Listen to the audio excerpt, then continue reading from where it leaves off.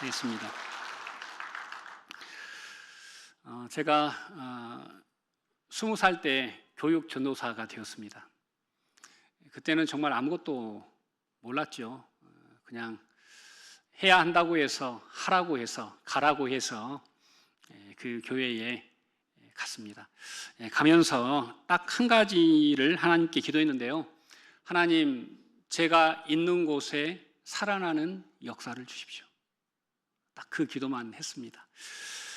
돌아보니까 그때부터 지금까지 제가 사역한 모든 교회는 살아났습니다.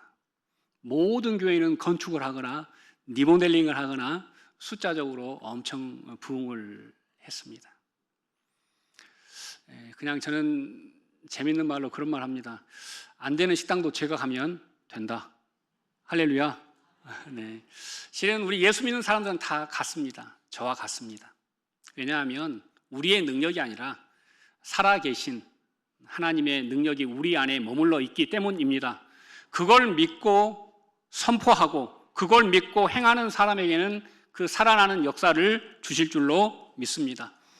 우리 교회 둘레길이 뚫려서 뒤쪽에 생명이 살아나고 화단에 정말 아름답게 꽃들이 살아나고 새가족들이 살아나고 교회가 헌신과 열정이 살아나고, 여러분, 지금도 많은 교회가 죽어가고 무너지지만 정말 살아있는 교회, 하나님의 생명이 있는 교회는 살아나는 줄로 믿습니다. 여러분에게 정말 생명의 역사가, 하나님의 그 은혜가 임하시기를 간절히 소망합니다. 여러분, 아브라함과 롯 어떻습니까? 함께 하란과 우르의 시절을 보냈고요. 함께 가나안 땅에 도착했습니다. 그런데 한 가지가 틀리죠. 아브라함은 뭘 쫓아서? 말씀을 쫓아서 가나안 땅에 가면, 롯은요, 아브라함을 따라서 가나안 땅으로 도착하게 되었습니다. 시작은 같았습니다. 하지만 그 끝은 아주 다릅니다. 오늘 본문인 창세기 19장에는 롯의 끝이 기록되어져 있습니다. 12장부터 19장까지 롯이 함께, 아브라함과 함께 하는데 19장을 끝으로 롯과 그의 가족은 성경에서 사라져 버립니다. 구원의 역사의 뒤안길로 그들은 초라하게 사라져 버린 것입니다. 왜 이들의 시작은 같았는데 끝이 달랐을까요? 바로 그들이 추구하는 방향이 달랐기 때문입니다. 가나안 땅에 도착했지만 아브라함은 하나님의 뜻을 쫓아 헤브론에 거주했고, 롯은요, 어디로? 이익을 쫓아 소돔으로 향하고 소돔에서 멸망하게 되었습니다. 그는 부끄러운 구원을 받지만 그 구원의 손길마저도 희미해져 버린 안타까운 인생을 살아갑니다. 오늘 저희들에게 주시는 첫 번째 질문이 있습니다. 너는 생명의 통로로 살아가는가? 한번 따라서 볼까요? 나는 생명의 통로로 살아가는가? 네. 오늘 본문에 보면 두 천사가 롯에게 하나님의 심판을 경고합니다. 되돌 수 없는 경고이고 마지막 메시지입니다. 지금 당장 떠나라. 지금 당장 일어나라. 재촉합니다. 하지만 롯은 일어나지 않습니다. 롯은 움직이지 않고 어디를 바라봅니까? 소돔 땅을 바라봅니다. 아니, 이 화려하고 이 멀쩡하고 이 좋은 것이 어떻게 하루아침에 없어질까? 여기에 나의 전부가 있는데, 전 재산이 있는데, 나의 꿈이 있는데 이걸 포기할 수 없다라고 그는 생각합니다. 여러분, 인생을 살면서 우리는 많은 경고를 받았습니다. 꿈에 경고를 받기도 하죠. 예전에 저희 아버님께서 꿈에 경고를 받으셨대요. 네 아들이 오늘 위험에 처할 것이다. 그날 저는 설날인데요. 큰 집에, 저희 집안 대표로 큰 집에 선물을 전달하기 위해서 큰 집으로 갔고요. 오는 길에 시골이어서 버스가 설날 안 다니는 거예요. 그래서 길에 서 있다가 봉고차 한 대가 지나가 손을 들었는데 저를 태워주셨습니다. 근데 그분은 그 동네가 초행길이었어요. 큰 집에서 산닭, 씨암탉 한 마리를 보자기에 싸서 주셨는데요. 그걸 들고 그 봉고차에 탔습니다. 예전 봉고는 운전석과 그 뒷자리가 서로 어깨가 등이 붙어 있잖아요. 그래서 뒤에 짐이 많아가지고 운전석 등을 대고 앉을 수밖에 없었습니다. 근데 그분이 바빴는지 차를 그냥 엄청 세게 모시는 거예요. 다리가 한 200m 정도 되는데 다리가 끝나는 즈음에 이렇게 옆으로 훅 떨어집니다. 근데 그분은 초행길이니까 그걸 모르고 차를 무지하게 밟는 거예요. 100 이상을 밟는데 제가 속으로 한데 차가 어떻게 됐을까요? 붕 떴습니다. 차가 붕 떠가지고 바로 이렇게 수직으로 꽂혔습니다. 아래로. 저는 등을 대고 앉아서 누웠습니다. 편안하게 누웠는데 앞에 계신 분들은 정말 많이 다치셨습니다. 차가 논바닥에 꽂혀 있으니까 이 문짝을 제 힘으로 들어 올릴 수가 없습니다. 그래서 지나가던 차들이 서가지고 막 뛰어와서 이렇게 저를 그리고 앞에 있는 분들을 꺼냈는데 딱 하나가 죽었습니다. 닭이 죽었습니다. 집에 왔더니 저희 아버님께서 너 무슨 일이 있었냐? 내가 너를 위해서 정말 걱정하며 기도했다. 하나님께서 오늘 네가 위험하다고 말씀하셨는데 내가 너를 도울 방법이 다만 뭘 했다고요? 기도했다. 저는 그런 경고 메시지가 있는지를 전혀 알 수 없었습니다. 하지만 하나님께서는 하나님의 자녀들을 늘 살리시고 또 다른 사람들의 기도와 중보를 통해서 생명을 더하시는 줄로 믿습니다. 자, 우리 19장 12절 한번 보시겠습니다. 19장 12절 함께 읽겠습니다. 그 사람들이 롯에게 이르되 이 외에 내게 속한 자가 또 있느냐? 내 사위나 자녀나 성중에 내게 속한 자들을 다 성 밖으로 이끌어 내라. 아멘. 자, 우리에게는 어떤 책임이 있냐?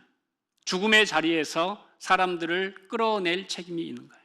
살려낼 책임이 있는 거예요. 오늘 분명히 하나님께서는 우리에게 말합니다. 너는 구원의 통로의 역할을 하고 있니? 너는 생명의 통로의 역할을 하고 있니? 너 네 집안을 살리는 사람이냐? 네가 가면 회사가 살아나냐? 네가 그 교회에 있으면 그 교회가 생명이 살아나냐? 우리 하나님은 우리에게 엄중하게 지금 이걸 묻고 있는 것입니다. 롯으로 끝나는 게 아니라 롯 때문에 다른 사람이 살 수 있다고, 롯 때문에 그의 모든 식솔이 살 수 있다고, 더 나아가 롯 때문에 소돔이 구원받을 수 있다고 하나님은 우리에게 말씀하셨습니다. 그런데 여러분, 우리는 어떻습니까? 우리는 그 구원의 통로의 역할을 하지 못하고 롯처럼 나만 부끄럽게 구원받는 그런 대열에 합류하고 있지는 않습니까? 바라기는 축복의 통로로 힘있게 살아가시기를 간절히 소망합니다. 롯은 어떻게 해야 할까요? 한 사람이라도 살려야겠죠. 자, 그런데 롯이 하는 일을 보십시오. 19장 14절 보시겠습니다. 자, 롯이 가장 먼저 한 일이 여기에 기록되어 있는데요. 누구를 찾아갑니까? 사위들을 찾아갑니다. 자, 아브라함을 생각해 보십시오. 아브라함이 소돔의 멸망을 들었을 때 가장 먼저 한 일이 무엇입니까? 아내를 찾아갑니까? 아니면 그 식솔들을 찾아갑니까? 아니면 하나님께 중보합니까? 하나님께 중보하죠. 오늘 본문에 롯과 아브라함의 큰 차이는 바로 여기에 있습니다. 심판의 메시지 앞에서 롯은 자기 식구, 자기만 살려고 아둥바둥합니다. 여러분, 정말 좋은 그리스도인은 누굽니까? 정말 좋은 그리스도인은 절체절명의 상황에서도 내가 아닌 하나님의 뜻을, 한 영혼을 사랑하고 살리는 사람인 줄로 믿습니다. 그의 사위들은 롯의 말을 뭘로 들었어요? 농담으로 들었다. 이 단어를 제가 히브리어로 찾아보니까 이츠하크예요. 이츠하크가 뭡니까? 이삭, 웃음이라는 뜻이에요. 비웃음, 조롱하다라는 단어로 쓰였습니다. 사위들이 자기 장인 어른을 비웃고 조롱했습니다. 이게 무슨 의미입니까? 롯에게는 영적인 권위가 전혀 없었다는 말입니다. 노아를 생각해 보십시오. 하나님께서 120년간 방주를 짓게 하셨는데 세상 사람들은 그를 조롱했을 것입니다. 하지만 노아의 가족의 모든 구성원들은 롯의 말에 순종합니다. 권위가 있었어요. 성경에 나오는 모든 사람들 한번 생각해 보십시오. 그들에게는 말씀의 권위가 있었습니다. 우리 초대교회 일제강점기 때 한국교회는 정말 초라했습니다. 숫자도 적었고 건물도 초라했습니다. 사람들도 양반들은 거의 없었습니다. 상놈과 천빈 노비들이 훨씬 더 많은 그리스도인들이었습니다. 하지만 그 시대에 통용되는 게 하나 있었는데, 교회 다니는 사람, 예수교 다니는 사람, 그리스도인들에게는 뭐가 필요 없다? 차용증이 필요 없다. 그래서 내가 어디 교회 다닙니다 그러면 그 동네에서 누구든지 차용증을 쓰지 않고 빌려주거나 돈을 구워 주었다고 합니다. 그런데 여러분, 지금 어떻습니까? 지금 한국 교회는 어떻습니까? 한국 교회에서 기독교의 신뢰도가 모든 종교 중에서 가장 지금 낮은 자리로 내려앉아 있습니다. 왜 그렇습니까? 우리 교회에 우리 그리스도인들이 영적 권위가 없어졌기 때문입니다. 여러분, 롯을 한번 생각해 보십시오. 롯이 영적 권위가 없어진 이유가 무엇입니까? 그가 방향을 잘못 정했기 때문입니다. 헤브론이 아니라 어디로? 소돔으로. 하나님의 뜻이 아니라 세상의 이익을 쫓아 그는 점점 소동한 깊숙이 살게 되었던 것입니다. 그의 목적과 방향이 그의 권위와 상관 있음을 우리는 보게 됩니다. 저는 우리 교회에 계신 우리 모든 성도님들에게 영적 권위가 있기를 간절히 소망합니다. 여러분들이 생명의 자리로 가려고 하는 분들의 말에는 생명의 권위가 있습니다. 한 영혼을 정말 사랑하는 사람들의 말에는 사랑의 권위가 있지요. 헌신자의 말에는 헌신의 권위가 있습니다. 일하지 않으면서 말로 일하자 하면 누가 따라옵니까? 하지만 자기가 몸이 부서져라 일하면서 사람들에게 도움을 구할 때 어떤 사람이 그 일에 합류하지 않겠습니까? 저는 우리 교회 지금 교회 화단과 되어지는 많은 일들을 보면서 너무나 감사하다라는 그런 생각이 듭니다. 날마다 때마다 변화가 됩니다. 살아납니다. 꽃이 핍니다. 왜 그렇습니까? 바로 헌신하는 분들이 계시기 때문입니다. 저는 저희 교회에 정말 삶으로 권위를 증명하는 그리스도인들이 많이 세워지시기를 간절히 소망합니다. 자, 두 번째로 여러분, 우리 하나님께서는 우리를 어떻게 이끌어 내십니다. 한번 따라해볼까요? 하나님은 우리를 이끌어 내십니다. 이걸 가리켜서 유명한 신학적 용어로 성도의 견인이라고 합니다. 견인. 여러분, 차가 고속도로에서 멈췄습니다. 무슨 차가 옵니까? 견인차가 옵니다. 그 차를 끌어내야죠. 위험해서 끌어내야죠. 하나님께서는 우리가 이 땅 가운데 위험 속에, 절망 속에, 죽음 속에, 병 속에 살 때 우리를 어떻게 하시는 분이시다? 끌어올리시는 하나님이십니다.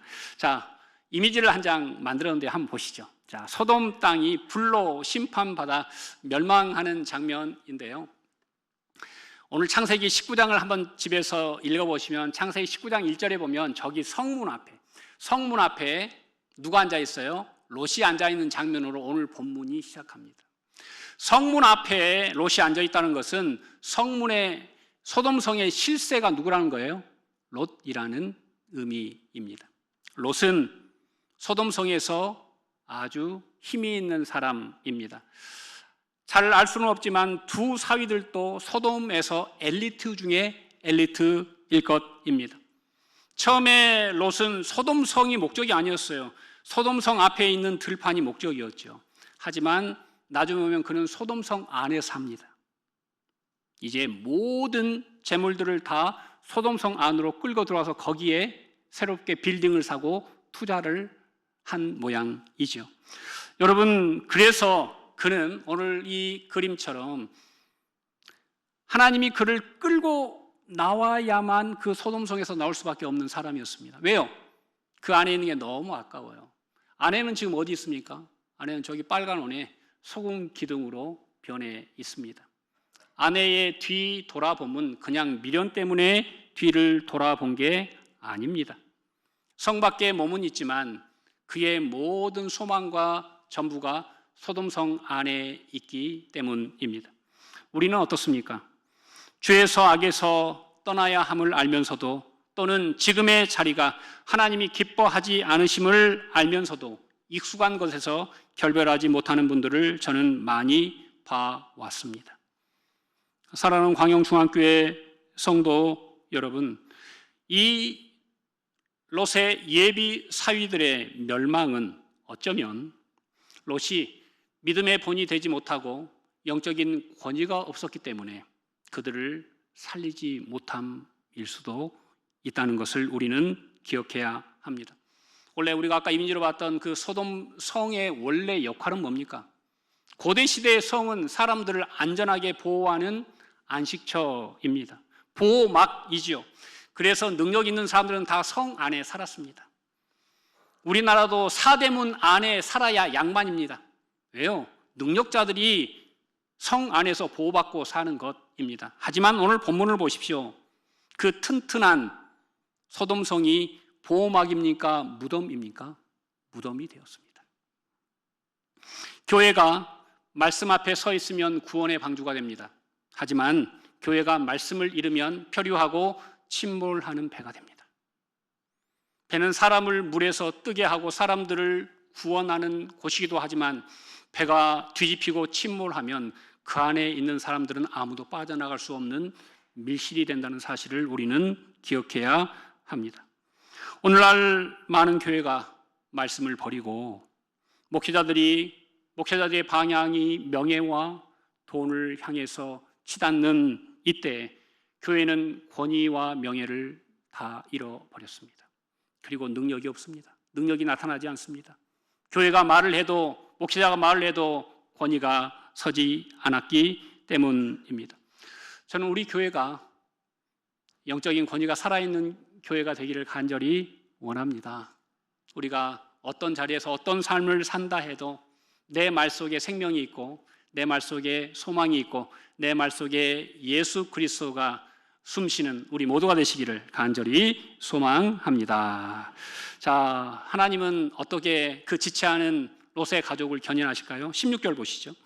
자, 함께 읽겠습니다. 그러나 롯이 지체하매 사람들이 롯의 손과 그 아내의 손과 두 딸의 손을 잡아 인도하여 성 밖에 두니 여호와께서 그에게 자비를 더하심이었더라. 그에게 헷세드를 더하셨다. 그에게 인자를 더하셨다라고 말씀하고 있습니다. 자, 오늘 본문에 보니까 손이 많이 나오네요. 롯의 손, 또 아내의 손, 두 딸의 손. 근데 여기서 보이지 않는 손이 있어요. 누구의 손입니까? 그 손을 잡아주시는 하나님의 손. 이걸 하나님의 견인이라고 해요. 지체하는 사람들, 죽음 가운데서 여전히 죽을 것만 붙잡고 있는 사람들의 손을 낚아채서 하나님이 생명의 자리로 그들을 데리고 나가시는 그 장면이 오늘 본문에 잘 기록되어져 있습니다. 제가 4살이나 5살 무렵에 저희 아버님께서 순천 생활을 마치시고 지금 광주 첨단에 있는 곳에 엄청난 땅을 매입하셔서 농장을 하셨습니다. 목장도 하시고 또 논밭도 많이 사서 이제 그 한날 일꾼들을 많이 불러서 일을 하시고 이제 새참을 먹는데 그날 농약을 좀 하셔가지고 농약병이 하나 남았어요. 근데 그 바카스병에다 그걸 담아오셨어요. 근데 다른 분들은 새참을 드시고 저는 뭘 먹었을까요? 바카스를 먹고 싶어가지고 이제 꼬맹이가 이걸 또 해가지고 이렇게 한 모금을 하는 순간 아버님이 보셨어요. 어떻게 하셨을까요? 저를 손으로 낚아채가지고 손가락을 입에 그냥 쑤셔 넣어서 다 토하게 하시고 그걸 붙잡고 병원으로 뛰셨어요. 그래서 제가 살았습니다. 그때 조금만 방심하시고 늦었으면 저는 한 4살, 5살로 제 삶은 끝났을 것입니다. 여러분, 아무리 제가 울고 투정 부려도 아버지는 저를 살리기 위해서 손가락을 목에 그냥 집어 넣으셔서 비틀고 그리고 그걸 그냥 손에 품에 품고 뛰셨는데 지금도 그때 이런 그런 어떤 행위들이나 이런 막 소용돌이치는 그런 것들이 감정이 남아 있습니다. 아직도 어린데. 저는 이 본문을 보면서 우리 하나님께서 우리를 그보다 더 아끼시겠다라는 그런 마음이 들었습니다. 오늘 하나님의 손은 성경에 나와 있지 않습니다. 인간의 손만 보일 뿐입니다. 하지만 우리 하나님은 끝까지 지체하고 세상 것을 탐하는 그들을 포기하지 않으십니다. 그것이 바로 하나님의 견인이요 하나님의 사랑인 줄로 믿습니다. 우리를 붙드신 그 손을 기억하고 우리도 누군가를 붙들고 살아야 하지 않겠습니까? 누군가를 지지하고 살아야 하지 않겠습니까? 누군가를 살리며 살아야 하지 않겠습니까?